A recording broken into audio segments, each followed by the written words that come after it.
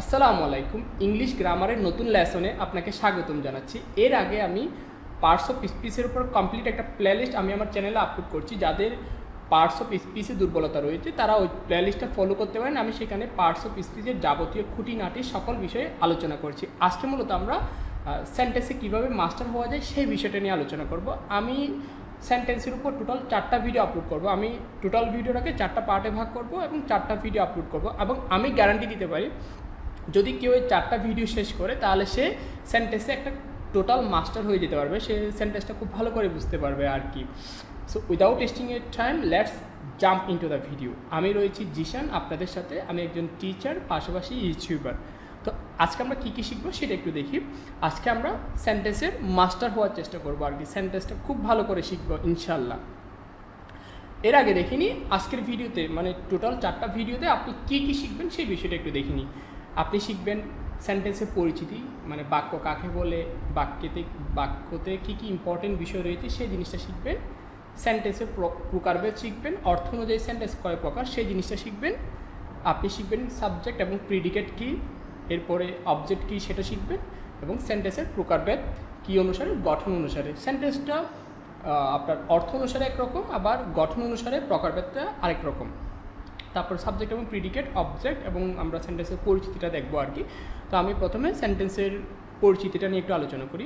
আমাদের মনের ভাব যদি আমি একটু লেজার পয়েন্টারটা অন করে দিই তাহলে আপনাদের জন্য আরও ভালো হয়। অ্যাজ এ হিউম্যান বিং আমাদের যে ইমোশনগুলো রয়েছে সেটা আমরা কয়েকটা শব্দ দ্বারা প্রকাশ করতে পারি। এই যে আমি কথা বলতেছি, আমি কিন্তু আমার ইমোশনটা, আমি যেটা বলতে যাচ্ছি সেটা কিছু শব্দ দ্বারা আপনাদেরকে ব্যক্ত করতেছি। তো আমাদের যে মনের ভাব রয়েছে সেটা আমরা যদি কয়েকটা শব্দ দ্বারা প্রকাশ করি সেটা হয়ে যাবে সেন্টেন্স। আমি যদি আরও সহজ করে বলি, একাধিক শব্দ যদি একত্রে বসে একটা অর্থ প্রকাশ করে সেটা হবে সেন্টেন্স।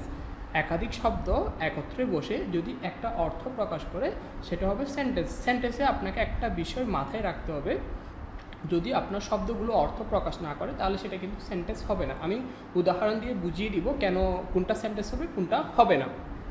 যেমন I play cricket. I play cricket, এখানে কয়েকটা শব্দ একত্রে বসেছে এবং একটা অর্থ প্রকাশ করেছে। আমি ক্রিকেট খেলি, এটা দ্বারা একটা অর্থ প্রকাশ হচ্ছে, সেই জন্য এটা একটা sentence.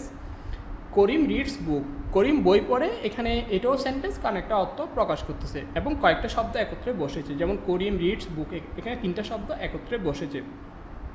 She is cooking dinner, এখানে কয়েকটা শব্দ একত্রে বসে আবার একটা অর্থ প্রকাশ করতেছে, সে রান্না করছে, সে রাতের খাবার রান্না করছে, সেজন্য যদি অর্থ প্রকাশ করে তাহলে সেটা হবে কি sentence. The cow is eating chicken, গরুটি মুরগি খাচ্ছে, এটা কিন্তু আবার সেন্টেন্স হবে না কারণ এই বাক্য দ্বারা কোনো অর্থ প্রকাশ করতেছে না। এখানে কয়েকটা শব্দ কিন্তু একত্রে বসেছে কিন্তু তারপরে এটা সেন্টেন্স না কারণ এটা দ্বারা কোনো অর্থ প্রকাশ করতেছে না। গরু কি কখনো মুরগি খায়? আপনি কখনো দেখেছেন গরু কি মুরগি খেতে? অবশ্যই না, গরু কখনো মুরগি খায় না। সেই জন্য এই বাক্যটা সেন্টেন্সের মধ্যে পড়ে না। এটা কয়েকটা শব্দ একত্রে বসেছে ঠিক আছে, কিন্তু এটা সেন্টেন্স হবে না। আপনাকে আরেকটা বিষয় জানতে হবে, সেন্টেন্সগুলো যে আপনি বসিয়েছেন, দাঁড়ান আমি একটু নতুন ফাইল অন করে নিই। এখানে আই প্লে ক্রিকেট, তো এখানে যেভাবে সেন্টেন্সের শব্দগুলো বসাতে হবে ওই সিকোয়েন্সটা ঠিক রাখতে হবে। যেমন আমি যদি দেখাই cricket, CRICKET, cricket, I play, এরকম হলে কিন্তু আবার বাক্য হবে না। আপনাকে শব্দগুলো একটা নির্দিষ্ট অর্ডারে বসাতে হবে। যেমন বুক, রিডস, করিম, এরকম হলে কিন্তু এটা কি হবে না, বাক্য হবে না। আপনাকে পার্টস অফ স্পিচের যে পার্টগুলো রয়েছে, যেমন এখানে যে শব্দগুলো রয়েছে একটা নির্দিষ্ট অর্ডারে বসাতে হবে। তাহলে যদি শব্দগুলো নির্দিষ্ট অর্ডারে না বসে তাহলে সেটাও কিন্তু আবার সেন্টেন্স হবে না। এই জিনিসটা একটু আপনাকে বুঝতে হবে। এরপরে একটা বাক্যের অবশ্যই এই জিনিসগুলো থাকতে হবে। একটা বাক্যে অবশ্যই সাবজেক্ট থাকতে হবে, সাবজেক্ট মানে যে কাজটি করে। ভার্ব থাকতে হবে, ভার্ব মানে হচ্ছে কোনো কিছু করা, একটা অ্যাকশন। যেমন প্লে, এটা একটা ভার্ব। আবার সাবজেক্টের মধ্যে আই, ইউ, হি, শি, তারপরে দে, এগুলো সব সাবজেক্ট। তারপরে রয়েছে অবজেক্ট। অবজেক্ট কী সেটা নিয়ে আমরা সামনে বিস্তারিত আলোচনা করব। আমরা এই ভিডিও সিরিজে ইনশাল্লাহ অবজেক্ট কী সেটা আলোচনা করব। মূলত একটু করে বলি, আপনি ভার্বকে যখন কী বা কাকে দ্বারা প্রশ্ন করবেন তখন অবজেক্ট পাওয়া যাবে, অথবা ভার্ব যার কাছে অ্যাকশনটা ট্রান্সফার করে সেটাও কিন্তু ভার্ব। অবজেক্ট হিসেবে সবসময় কোনো একটা বস্তুর নাম হবে। অবজেক্ট মানেই তো বস্তু, তাই না? অবজেক্ট মানে কোনো একটা বস্তুর নাম হবে, নাহলে কোনো একটা ব্যক্তির নাম হবে। এই একটা লাইন আপনাকে নোট করে রাখতে হবে। অবজেক্ট হয় কোনো একটা ব্যক্তি হবে, না হয় কোনো বস্তু হবে।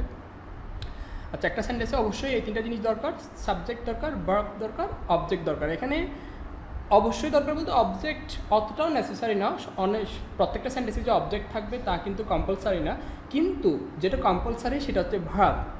একটা বাক্যে অবশ্যই ভার্বটা থাকতে হবে, ভার্ব ছাড়া কোনো বাক্য গঠন হতে পারে না। আপনি সাবজেক্ট বাদ দিতে পারেন, অবজেক্ট বাদ দিতে পারেন, বাট আপনাকে মাস্ট বি ভার্বটা রাখতে হবে। Verb is the heart of sentence. Verb হচ্ছে সেন্টেন্সের পরাণ। পরাণ মুভিটা দেখেছিলেন না, ওই পরাণটা হচ্ছে এই ভার্বটা আর কি। একটা বাক্যের প্রাণ হচ্ছে ভার্ব, মানে উইদাউট ভার্ব আপনি কোনো সেন্টেন্স গঠন করতে পারবেন না। যেমন গো, এখানে একটা শব্দ দিয়ে কিন্তু আমি একটা বাক্য তৈরি করেছি, আমি কোনো সাবজেক্ট ব্যবহার করিনি, কোনো অবজেক্ট ব্যবহার করিনি। রিড, তারপর হচ্ছে কাম, শুধুমাত্র একটা ভার্ব দিয়ে বাক্য তৈরি করা যায়, সেই জন্য ভার্বকে আমরা সেন্টেন্সের প্রাণ বলতে পারি। Verb is important thing, verb is an important thing of any sentence. এরপরে আমরা সেন্টেন্সের প্রকারভেদটা দেখব অর্থ অনুসারে। মূলত অর্থের উপর ভিত্তি করে আমরা সেন্টেন্সকে 5 ভাগে ভাগ করতে পারি। কিছু আছে সাধারণ বাক্য, যেমন আমরা বলি না আমি ভাত খাচ্ছি, আমি বাজারে যাচ্ছি, এগুলো হচ্ছে সাধারণ বাক্য। আবার কিছু বাক্য রয়েছে প্রশ্ন করা হয়, যেমন তুমি কি ভাত খাচ্ছ, তুমি কি বাজারে যাচ্ছ, তুমি কি পড়াশোনা করতেছো, তুমি কি ক্রিকেট খেলছো। এগুলো সব অর্থের উপর ভিত্তি করে এক এক বাক্য এক একটা অর্থ প্রকাশ করে।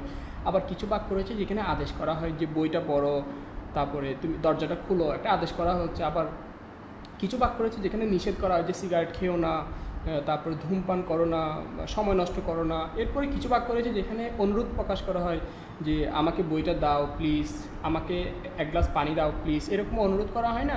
তারপর কিছু বাক্য রয়েছে যেখানে শুভকামনা জানানো হয় যে তোমার বিয়ের জন্য শুভকামনা জানাচ্ছি, বাংলাদেশ দীর্ঘজীবী হোক, তুমি অনেক দিন বাঁচো, আল্লাহ তোমার মঙ্গল করুক। আবার কিছু বাক্য রয়েছে যেগুলো দ্বারা বিস্ময় প্রকাশ করা হয়। তো এক একটা বাক্য অর্থের উপর ভিত্তি করে আমরা বিভিন্নভাবে ভাগ করতে পারি। মূলত অর্থের উপর ভিত্তি করে আপনি সেন্টেন্সকে 5টা ভাগে ভাগ করতে পারেন। প্রথমে রয়েছে অ্যাজার্টিভ সেন্টেন্স, যেগুলো হচ্ছে সাধারণ ন্যাচারাল যে বাক্যগুলো রয়েছে সেগুলো হচ্ছে অ্যাজার্টিভ সেন্টেন্স। এরপর রয়েছে ইন্টারোগেটিভ সেন্টেন্স।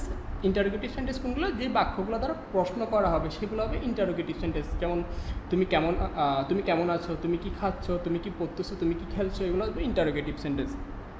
এরপর রয়েছে ইম্পারেটিভ সেন্টেন্স, যে বাক্যগুলো দ্বারা আদেশ করা হবে, নিষেধ করা হবে, অনুরোধ করা হবে। আদেশ করতেছেন যে দরজাটা খুলো, তারপরে গাড়িটা পরিষ্কার করো, এগুলো হবে আদেশ।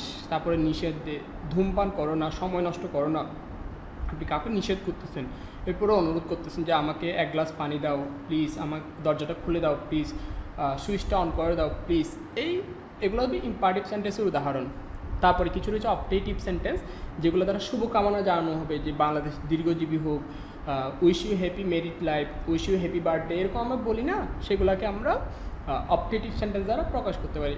অবজেক্টিভ সেন্টেন্সটা আমরা রিয়েল লাইফে অতটা বেশি ব্যবহার করি না, আমরা মূলত অ্যাজার্টিভ, ইন্টারোগেটিভ, ইম্পারেটিভ, আর একটা সেন্টেন্স সেটা হচ্ছে এক্সক্লেমেটরি সেন্টেন্স, এগুলো খুব বেশি ব্যবহার করা হয়। সেই জন্য আমি এই 4টা সেন্টেন্স নিয়েই বিস্তারিত আলোচনা করবো সামনে। এক্সক্লেমেটরি সেন্টেন্স হচ্ছে যেগুলো দ্বারা বিস্ময় প্রকাশ করবে। যেমন আমরা বলি না যে হুররা আমি ম্যাচটা জিতেছি, হাই হাই আমার সব টাকা নষ্ট হয়ে গেল, কি সুন্দর বাড়ি, কি সুন্দর মোবাইল, ছেলেটা কি সুন্দর, এরকম আমরা বিভিন্ন আমাদের ইমোশনগুলো প্রকাশ করি না, সেগুলো আমরা এক্সক্লেমেটরি সেন্টেন্স দ্বারা প্রকাশ করতে পারবো। সামনের ভিডিওতে আমি এগুলো সবগুলো আলাদা আলাদা করে বিস্তারিতভাবে আলোচনা করব। আজকে আমাদের এতটুকুতেই শেষ করতে হবে ইনশাল্লাহ। সামনে আমরা কী শিখবো, আমরা অ্যাজার্টিভ সেন্টেন্সের প্রকারভেদ, তারপরে interrogative sentence, imperative sentence, objective sentence, exclamatory sentence, সবগুলো নিয়ে বিস্তারিত আলোচনা করব। সবাইকে অসংখ্য ধন্যবাদ এতক্ষণ সাথে থাকার জন্য। সামনের ভিডিও দেখার আমন্ত্রণ জানিয়ে আজকে এতটুকুতেই শেষ করছি। আসসালামু আলাইকুম।